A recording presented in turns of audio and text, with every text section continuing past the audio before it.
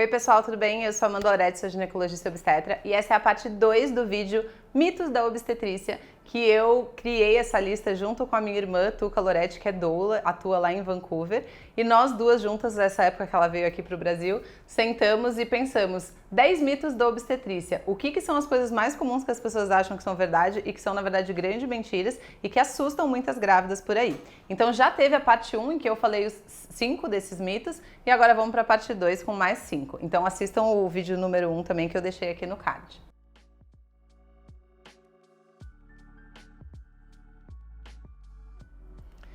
O sexto mito, né, que primeiro desse segundo vídeo é: a dor do parto é como quebrar 90 ossos. Quem que criou essa frase, gente? Isso é um absurdo, porque quando a gente fala da dor do parto, não é uma dor pequena, é uma dor muito intensa. Mas é completamente diferente de qualquer outro tipo de dor de um contexto de doença, tipo a dor de um infarto, a dor de uma dissecção de aorta, a dor de pedra no rim, que são umas das maiores dores que são ditas por aí, ou a dor de quebrar 80 ossos, né? Enfim. É completamente diferente, primeiro, porque a dor do parto, ela tem um motivo bom de estar acontecendo. Diferente de quando você quebra um osso, só tem coisa ruim ali, não era pra você ter quebrado. Ou quando você tem um infarto, não era pra você estar tendo um infarto. Toda a sensação advinda dessa coisa que é ruim é pior ainda. O parto não. Uma mulher que está passando por um trabalho de parto, ela tem dor sim. Mas tem uma coisa boa que está vindo dessa dor. Ela optou por isso. É um processo que ela vai passar, mas no final ela vai conquistar algo que ela deseja, que é ter um parto normal e trazer seu filho ao mundo. Então, só do ponto de vista emocional, isso já é uma imensa diferença. Mas a principal questão é que a dor do parto, ela não é uma coisa que acontece de uma hora para outra, que nem quebrar um osso, que você está trabalhando e de repente quebrou a perna, entendeu? Ela é algo que acontece muito aos poucos em um contexto hormonal e neurológico e emocional muito específico. Ela começa muito devagarzinho, para a maioria das mulheres, né? Claro que varia aí, mas ela começa com uma contração que não é tão intensa, depois vem mais uma contração. Essa mulher, ela já tá há 10 meses, basicamente, né? 9, 10 meses se preparando para esse momento.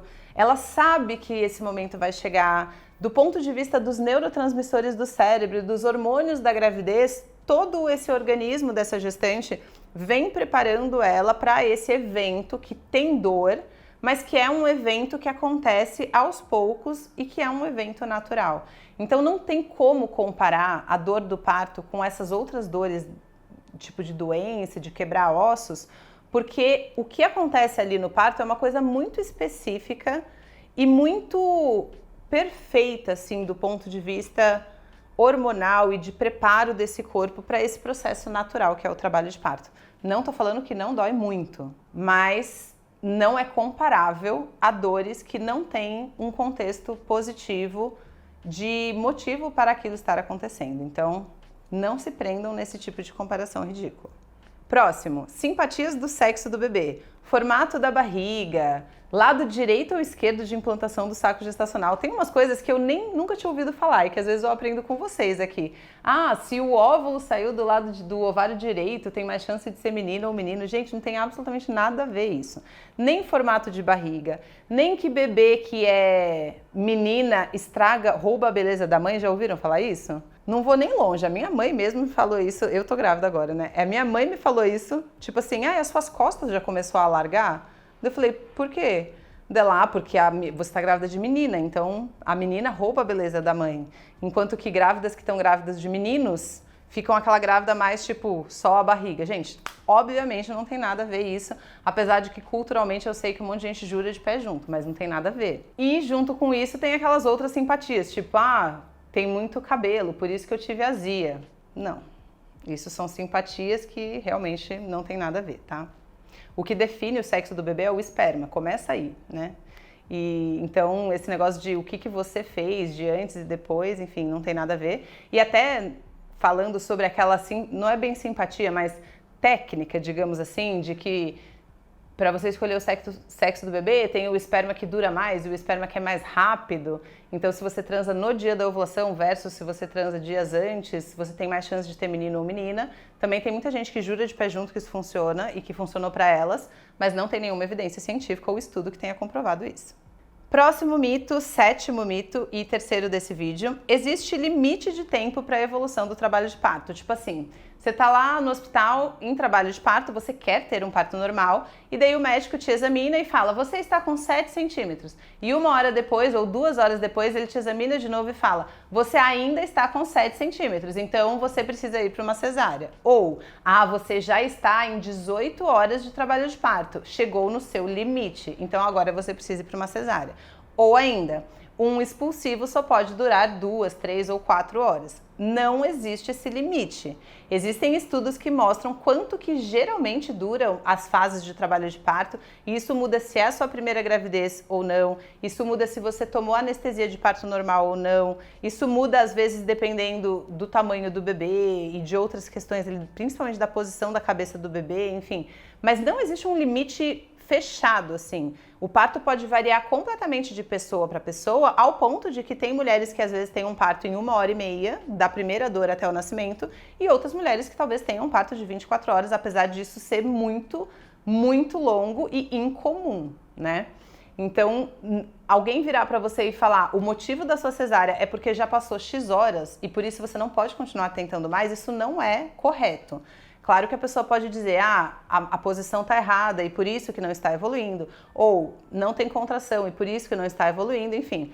Mas não que o limite seja o tempo em si. Não existe limite de evolução no trabalho de parto.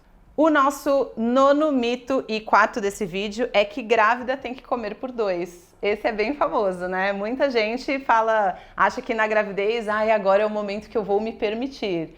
E daí come, engorda 25 quilos e isso aumenta pra caramba seus riscos de doenças gestacionais, particularmente diabetes gestacional. Para você ter noção, até 12 semanas de gestação, você não aumenta nada a sua necessidade calórica e energética. É só no segundo trimestre que o bebê e a gravidez começam a ter o seu próprio consumo energético. Então, teoricamente, você não precisa mudar absolutamente nada na sua alimentação no sentido de comer mais até 12 semanas de gravidez. E o controle do peso, do ganho de peso na gravidez, apesar de, claro, não é para ser totalmente neurótica, tal, e nem tô falando de estética aqui, mas é isso, um ganho excessivo de peso, principalmente se esse ganho excessivo de peso na gravidez está vindo por uma alimentação desbalanceada e descontrolada, é algo bem prejudicial e que você deve sim evitar.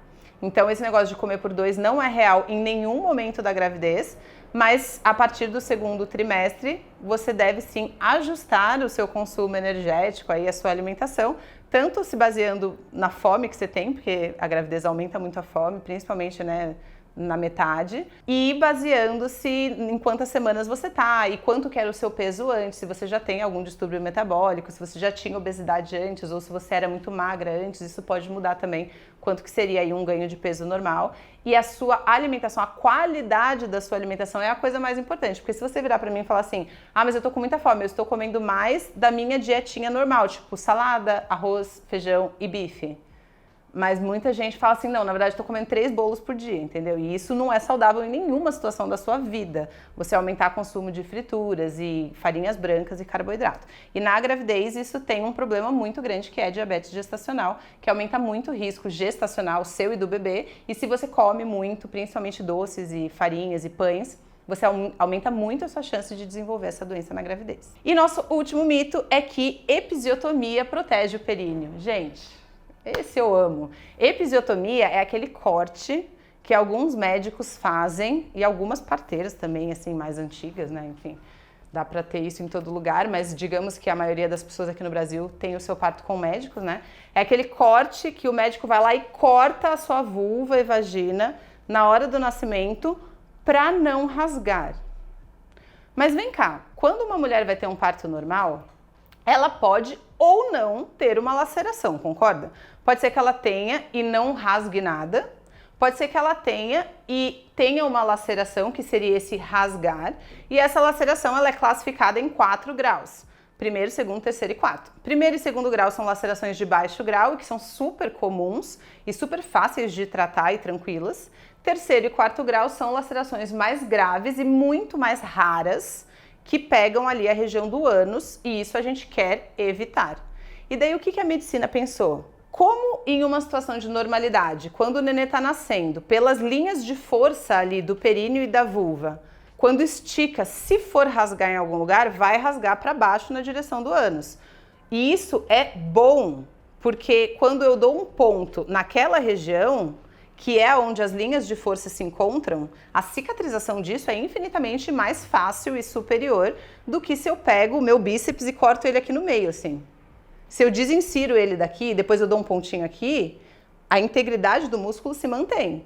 Se eu pego e corto a fibra muscular no meio, isso nunca mais vai ser a mesma, né? Você vai ter uma fibrose no meio do seu músculo. E daí o que a medicina inteligente fez?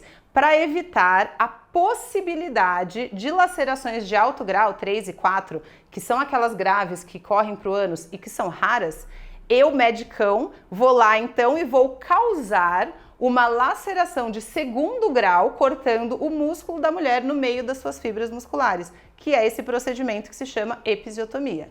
Isso é algo que por muitos anos, assim, nos últimos 50 anos, foi indicado para 100% das mulheres que estivessem tendo o seu primeiro parto. Ai, que beleza! Daí você pega uma mulher que poderia ter uma laceração grave em uma baixa quantidade de casos, porque é raro, mas que também poderia não ter laceração nenhuma e ter o que a gente chama de períneo íntegro após o parto normal, que é algo que acontece. E daí você fala, não, você vai ter uma laceração de segundo grau que eu, médico, vou causar. E o médico vai lá, faz esse corte para evitar uma laceração grave, mas você já está causando uma laceração de segundo grau e ainda num lugar que é desfavorável para a cicatrização.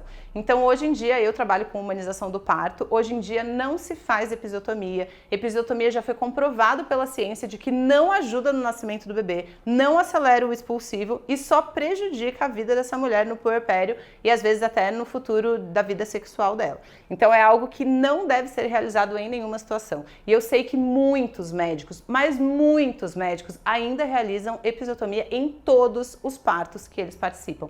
Então eu sei que você vai vir falar aqui no comentário que tipo, mas eu tive e pra mim foi muito importante. Tudo bem, cada um tem a sua experiência, mas como profissional é algo que não deveria mais estar sendo realizado na medicina, porque já foi comprovado que é mais lesivo do que ajuda qualquer situação. E para finalizar esse vídeo, eu vou trazer um que a gente colocou como extra, mas que é uma dúvida muito comum dos casais também, que sexo durante a gravidez machuca o bebê que está na barriga da mãe. E isso é um mito. O pênis, quando entra na vagina, ele não encosta na cabeça do bebê ou no bebê. Ele está protegido por uma estrutura super grande e musculosa, que é o colo do útero, que aumenta muito de tamanho na gravidez. Então você pode, a não ser que você tenha alguma doença do colo do útero, como um colo curto, enfim... Se você tiver alguma alteração, pode ser que o seu médico indique que você não tenha relações, mas se você está tendo uma relação normal, você pode sim ter relações de forma normal, como você sempre teve com o seu parceiro, inclusive intravaginal, inclusive com ejaculação dentro, que o seu parceiro não está encostando no seu bebê, nem na bolsa, nem machucando o seu nenê de forma alguma. Então, se você quiser e tiver vontade, você pode continuar com a sua vida sexual normal. Espero que vocês tenham gostado. Se tiverem dúvidas sobre as coisas que eu falei aqui, quiserem que eu aprofunde algum tema num vídeo, podem deixar aqui embaixo. Se tiverem outros mitos que vocês querem que eu só comente, é mito, é verdade, podem deixar nos comentários também e eu prometo que essas perguntas eu vou comentar todas, sem explicar, porque daí não consigo me comprometer, mas só dizer se é mito ou não, eu vou responder todos os comentários que estiverem perguntando e até o próximo vídeo.